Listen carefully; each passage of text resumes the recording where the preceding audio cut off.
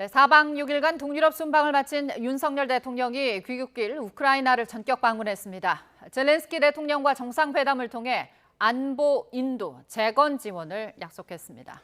나토 정상회의에서는 북핵 문제에 대한 공동 대응 논의가 이루어졌죠. 우리나라의 전방위 외교 전략 한반도 안보에 어떤 영향을 미치게 될지 알아보도록 하겠습니다.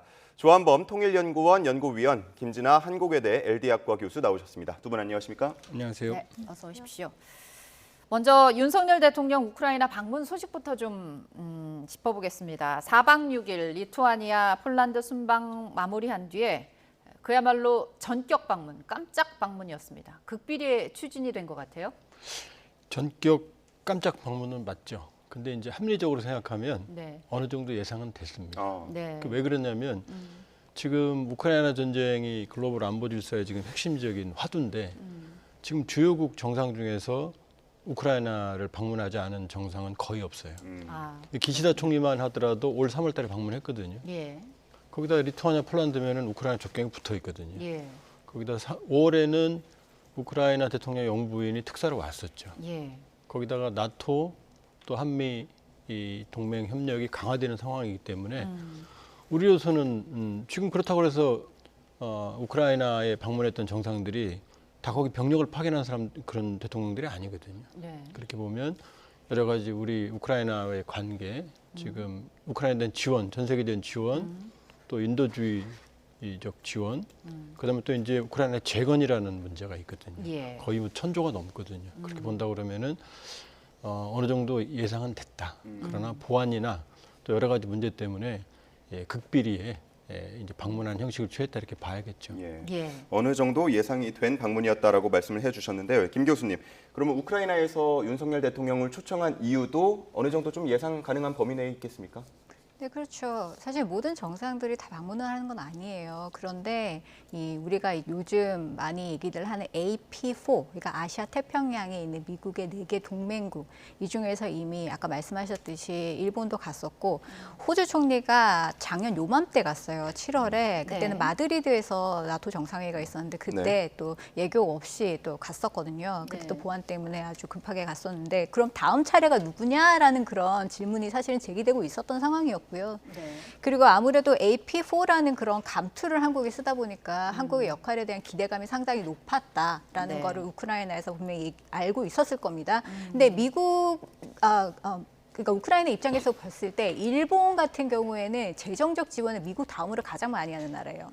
호주 같은 경우에는 드론이나 장갑차 뭐 이런 여러 가지 것들을 지원을 하죠. 러시아 제재도 굉장히 강력하게 하고 있거든요. 그렇기 예. 때문에 이제는 한국이 뭔가 우크라이나에 대해서 원조를 좀 더 하기를 좀 적극적으로 나서기를 희망하는 그런 부분들이 사실 있어요. 왜냐하면 뭐 지원 규모만 그냥 단순히 따져봤을 때 민주주의 국가들을 일렬로 나열해 보면 좀 최하위급에 속하거든요. 한국이. 그렇기 예. 때문에 그런 부분에 대해서 어느 정도 이제 압박감이 좀 한국이 들고 있었고, 그래서 네. 그런 부분들을 좀 기대가 높았다라는 걸 알 수가 있는 게, 주한 우크라이나 대사도 이제 군사적인 지원을 얘기를 했습니다. 한국의 무기가 전쟁 양상을 충분히 바꿀 수 있다라고까지 이미 선제적으로 얘기를 했기 때문에 이런 군사적인 지원을 한국이 어느 정도 더 많이 해줄 수 있느냐라는 그런 부분들을 논의하고 싶었던 게 사실이었겠죠. 네.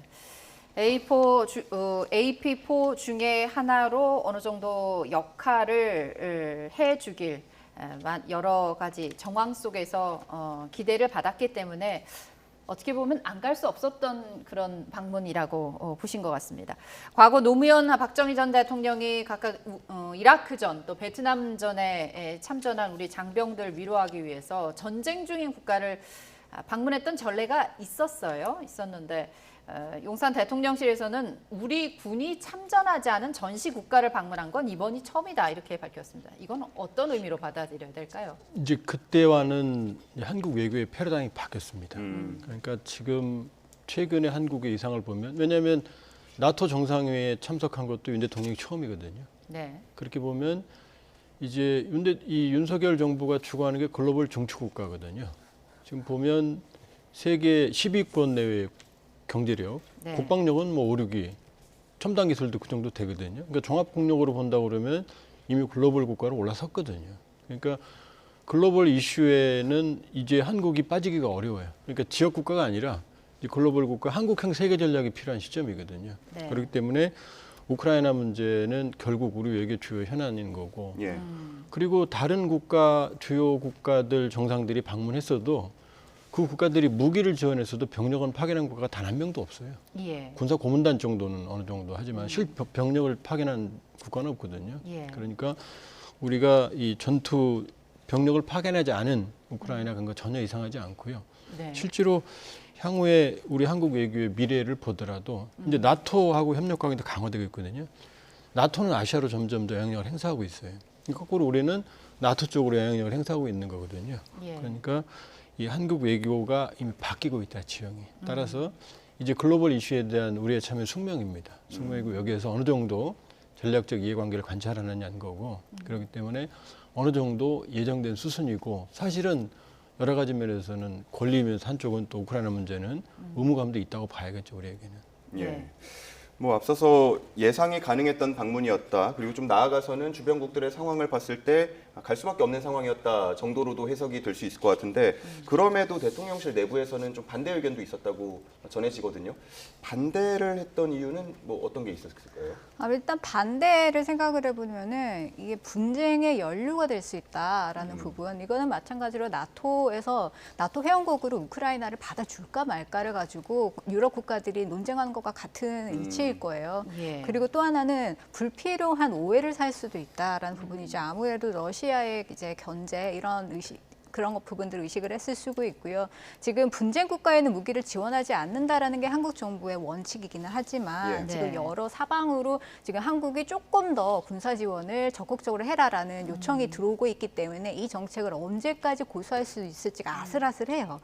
그렇기 때문에 이제 좀 주목을 받지 않아야 되는 시점이다라는 부분도 분명히 고려를 했을 것 같습니다. 그럼에도 불구하고 아무래도 찬성이라고 한다면 아까 말씀하셨던 국제적인 위상 같은 게 중요한데 어떻게 보면은 나토 회의 이후에 후속 조치일 수 있다라고 봅니다. 왜냐하면은 이제 유럽 같은 경우는 EU가 우크라이나에 대한 기금까지 마련을 했어요. 그래서 계속 이제 기금 규모까지 발표를 하고 있는 상황이고 예. 그 G7 같은 경우에는 양자적으로 지금 협력 계약들을 전부 다 맺고 있는 상황이거든요. 그런 예. 상황인데 하필이면 또 나토에서 이번에 대서양 동맹국 그리고 태평양의 동맹국들을 한 대로 묶는 작업을 했다란 말이죠. 그렇기 때문에 한국도 공동의 운명체로서 지금 하나의 정체성을 가지고 있는 그런 상황입니다. 그렇기 때문에 일단 러시아 견제하는데 태평양 국가도 당연히 한 역할을 해야 된다라는 부분들을 조금 더 적극적으로 고려하지 않았을까 그렇게 생각해 볼 수가 있겠죠. 예. 러시아의 견제가 있지만 그럼에도 불구하고 우리의 국제적 위상에 걸맞는 어떻게 보면 전략적인 외교를 취한 거라고 볼 수 있겠습니다. 윤석열 대통령이 이번 우크라이나 방문에서 인도적 또 재정적 지원 의사를 밝혔습니다. 생즉사, 사즉생 정신을 언급했는데요. 일단 대통령 멘트 화면으로 직접 만나보시죠. 생즉사, 사즉생의 정신으로 우리가 강력히 연대해 함께 싸워 나간다면 분명 우리의 자유와 민주주의를 지켜낼 수 있을 것입니다. 대한민국은 우크라이나의 자유와 평화, 번영을 가꾸는 동반자가 될 것이며 나아가 우크라이나와 함께 세계의 자유, 평화, 번영에 함께 기여하는 믿음직한 파트너가 될 것입니다. 우크라이나에 대한 인도적 재정적 지원 의사를 밝히면서 그런 얘기를 했어요. 인도적 재정적 지원을 비롯해서 비살상 군수 물자 지원에 국한을 했지만 우크라이나에 대한 협력과 연대 강화에 방점을 찍었다 이렇게 볼 수 있습니다. 이번 정상회담 결과를 어떻게 분석하실 수 있을까요? 그러니까 말씀드린 대로 우크라이나 문제에 대한 우리의 지원 개입은 숙명이에요. 글로벌 국가로서. 네. 근데 이제 문제는 딜레마는 뭐냐면 우크라이나 전쟁은 엄밀히 말하면 우리 전쟁은 아닙니다. 예. 나토 국가들은 나토 국가의 전쟁이에요. 유럽에서 일어난 대규모 전쟁이니까 네. 그쪽의 전쟁입니다. 그러니까 우리 의무와 또 우리 한계를 봐야 되는데 왜냐하면 우리는 누구랑 전쟁 중이냐? 북한이랑 전쟁 중이거든요. 예. 지금 정전일 뿐이거든요. 그럼 그 북한 뒤에는 러시아가 있거든요. 그럼 우크라이나 전쟁에 대한 우리 개입 정도는 이 북러 관계에 또 북중러 관계에 직접 영향을 미쳐요. 네. 그러니까 우리가 국제사회 지금 사직사 이 얘기는 뭐냐면 사실 이제 한국 전쟁 6.25를 떠올리는 거거든요. 예. 그러니까 우리는 국토의 90%를 잃었거든요. 그 상황에서 유엔의 사실상 도움으로 결정적으로 컸죠. 네. 물론 이제 우리 이 병력이 어떤 희생, 헌신으로 그 측면도 있지만 유엔의 지원이 없었다면은 상당히 어려웠을 거거든요.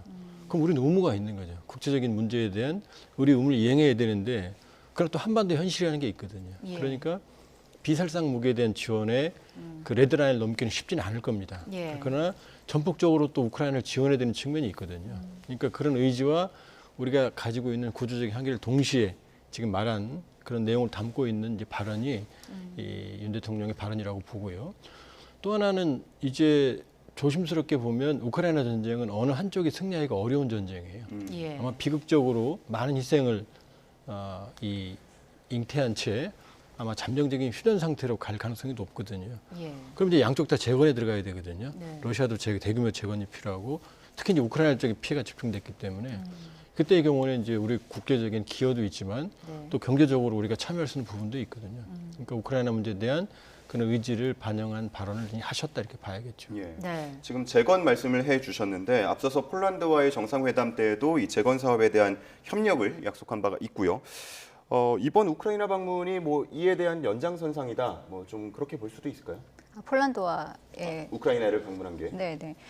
사실 재건 문제와 관련해서는 66조 원 규모라고 우리가 알고 있잖아요. 이게 양허성 차관 그런 방식으로 되는 것 같아요. 좀 좋은 조건으로 대출을 해서 이렇게 지원을 해주는 그런 방식인데 아무래도 뭐 우리나라 11개 기관이나 기업들이 여기에 참여를 한다라는 부분들을 계속 얘기를 했었고 그것들이 결국엔 통신 구축이라든지 뭐 여러 가지 인프라 지원, 뭐 상하수도 복구, 디지털 참여 뭐 이런 것들이 다 포함이 된다라는 부분을 이미 얘기를 했기 때문에 여기에 이어서 이 입장을 다시 한번 재확인하는 그런 부분들이 분명히 있을 것이고요. 네. 또 사실은 폴란드와 우크라이나는 서로 분리가 될 수가 없는 문제입니다. 왜냐하면 지금 우크라이나와 폴란드에 대한 한국의 이제 군수 협력 이것들이 연계가 되어 있거든요. 그러니까 폴란드는 유럽에서 독일, 영국 다음으로 우크라이나를 가장 많이 지원하는 국가입니다. 그리고 지금 폴란드에 우리나라 K2 전차 가죠. 자주 곡사포 가죠. 그리고 9월에는 또 FA50 48기가 지금 들어간다고 되어 있는데 이 중에서 일부는 또 우크라이나 지원에 이제 폴란드가 그만큼 썼기 때문에 이제 전력 공백이 생겨서 이것을 메우는 작업의 일환이라고 볼 수가 있습니다. 예를 들어서 그 폴란드와 같은 경우에는 폴란드에 이제 FA50을 48대 지원한 이유가 폴란드에서 기존에 가지고 있었던 구형 전투기 모델, 미그 모델을 이제 우크라이나에 다 줘버렸기 때문에 그만큼 전력 공백이 발생한 거고 그래서 한국이 이제 전투기를 판매를 할 수가 있게 된 겁니다. 그래서 두 가지 국가가 연결이 되어 있다라고 보시면 될 것 같아요. 그렇기 때문에 폴란드에 이어서 우크라이나에 방문하는 것이 이제 하나의 연결고리가 될 수 있다고 보면 될 것 같습니다. 네. 우크라이나 대통령과의 정상회담 결과에서 앞서서도 이제 비살상 군수 물자를 지원한다. 예. 비살상 무기에 국한을 하긴 했습니다만 러시아 입장에서 볼 때는 영 탕탁치 않을 것 같아요. 자칫하면 이제 군사 지원까지도 확대될 가능성을 어떻게 보면 열어놓은 거일 수도 있을 것 같은데 러시아가 이에 대해서 이제 보복 조치나 이런 것들을 강구하는 건 아닌지 또 러시아 현재 나가 있는 교민들도 있고 러시아와 관련돼서 사업을 하시는 분들도 있어서 그런 부분은 상당히 염려를 하시는 것 같더라고요. 근데 러시아가 그어놓은 레드라인은 러시아도 이제 한국적 상황에 대해서는 어느 정도는 알고 있죠. 근데 제가 보기에 러시아가 이제 생각하는 레드라인은 이제 군수물자입니다. 그러니까 이 비살상 무기, 뭐 헬멧이나 지뢰 제거나 이런 것도 분명히 당연히 러시아군의 전력을 향상시키죠. 그 뭐 전쟁의 그 군수물자라는 건 차이가 있는 건 아니거든요. 예. 뭐 기분도 나쁘겠지만 그렇다고 해서 전선을 한국까지 확대하기는 쉽지가 않거든요. 그러니까 레드라인을 넘지만 않는다고 그러면은 그렇다고 해서 한국에 대해서 대량으로 보복을 한다. 그것보다는 사실은 우려하는 건 그 레드라인을 넘지 않게 한국을 관리하는 데 목적이 있지 그 범위 내에서 한국이 움직이는 건 러시아도 특별히 갈등을 더 부각시켰을 때 본인들에게 득이 되는 게 별로 없거든요. 네. 그렇다면 러시아와의 관계가 이렇게 악화될 가능성이 없지는 않기 때문에 이런 관계를 한반도 정세 상황에서 볼 때는 북한도 예의주시할 수밖에 없을 것 같아요. 북한은 이걸 활용하고 있어요. 왜냐하면 며칠 전에 미국의 집속탄을 우크라이나에 이제 제공하기로 했을 때 최선의 임상이 바로 담화를 비난하는. 네. 그다음에 올 초에 우크라이나에 이제 미국의 M1A1 탱크 지원한다고 그럴 때 그때는 김여정 부부장이 직접 나와서 담화를 냈거든요. 그리고 지난해 연말에는 전원회에서 김정은 위원장이 신냉전이다. 네. 지금 다극화다. 다극화는 미국이 싫어하는 말이거든요. 신냉전도 사실은 그 북한 입장에서는 남북관계, 북미관계가 실패로 돌아가니까 이 문재인 정부 때 남북미 정상회담에서 이제 북중 북러관계 쪽으로 방향을 틀었거든요. 그러니까 우크라이나 침공 이후는 일방적으로 러시아를 지원하고 있거든요.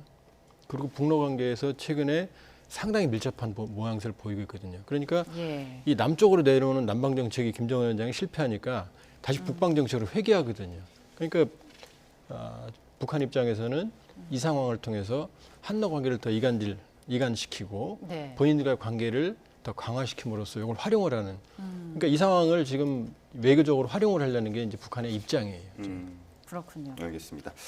그 윤 대통령이 이번 순방에서 나토 정상회의에 참석했을 때 북핵 대응과 관련해서 나토와의 공조 강화를 좀 약속했습니다. 거기서 협약을 맺기도 했는데 11개 분야로 전해지고 있거든요. 좀 주목해서 볼 만한 내용이 있습니까?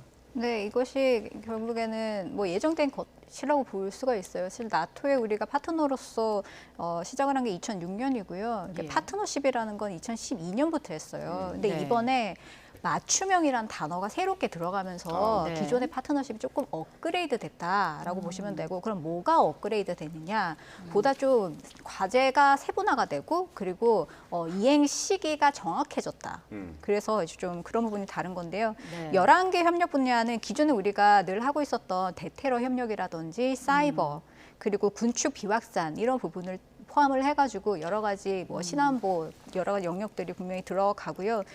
결국에는 또 이러한 분위기에서 또 강조가 됐던 게 나토와 그리고 한국 간의 여러 가지 상호 운용성들을 계속 제고를 한다라는 부분이 있어요. 그러면은 상호 운용성을 제고를 한다라는 건 군사적인 분야에서 여러 가지 훈련들을 계속하고 네. 그리고 훈련들을 하면서 서로 표준 기준점들을 좀 맞춰 나가는 그런 작업들을 계속 한다라는 거거든요. 예. 그러면은 결국에는 군수 분야 물자도 서로 비슷해져야 되고 서로 프로토콜도 비슷해져야 되고 앞으로 뭐 훈련 같은 것도 상당히 많아질 가능성이 있습니다. 이 나토와 안보 협력 강화하는 것이 어떻게 보면 한미일 삼각 협력을 확장하는 데 의미가 있다고 볼 수 있을 텐데요. 유럽까지 안보 협력을 확장하는 건 어떤 배경이 있다고 보십니까? 이제 모두의 말씀드린 이제 글로벌 국가로 우리가 위상이 정립이 됐죠. 그러니까 이제 우리 공간이 넓어져요. 외교안보에. 그 처음에는 우리 이제 한반도, 그러니까 한국 전쟁이 한미 동맹을 탄생시킨 한반도 공간이거든요. 그 네. 한미 동맹도 북한이라는 주적을 대상으로 공간적 범위는 한반도였거든요. 네. 근데 이게 동북아로 점점 커지죠. 북핵 문제와 4자회담, 6자회담. 그러다가 이제 이것이 오바마 정부 때 이 아시아 재균형 정책, 아시아 태평양으로 확장됩니다. 네. 그리고 이게 이제 트럼프 대통령 때 인도양과 태평양을 연계하는 개념으로 확장되거든요. 근데 이제는 대서양까지, 나토까지 대서양, 인도양, 태평양이 하나의 외교안보적 공간으로 확장되는 과정이 있고, 이 안에는 이제 미중 전략 경제, 네. 그다음 우크라이나 전쟁이 있거든요. 그렇다고 그러면 우리 입장에서는 이 자유민주주의 진영에 속해 있으니까 중국과 러시아의 관계가 중요하다고 하더라도 결국 확장된 이 인도, 태평양, 대서양으로 연계되는 외교안보적 지형을 활용할 수밖에 없는 거고, 그건 숙명이에요. 그렇기 때문에 나토와의 관계는 더 확장이 될 겁니다. 확장이 되고 나토 역시 아시아로 들어오고 있거든요. 그렇기 때문에 나토와의 협력 관계는 앞으로는 윤석열 정부뿐만이 아니라 다음 정권에서도 아마 우리의 큰 과제가 될 겁니다. 네. 4박 6일간 동유럽 순방 마친 윤석열 대통령 귀국길에 깜짝 방문을 했습니다. 이 우크라이나 전격 방문 등을 포함해서 이번 순방 성과 짚어봤습니다. 조한범 통일연구원 연구위원, 또 김진아 한국외대 LD학과 교수와 함께했습니다. 두 분 오늘 고맙습니다.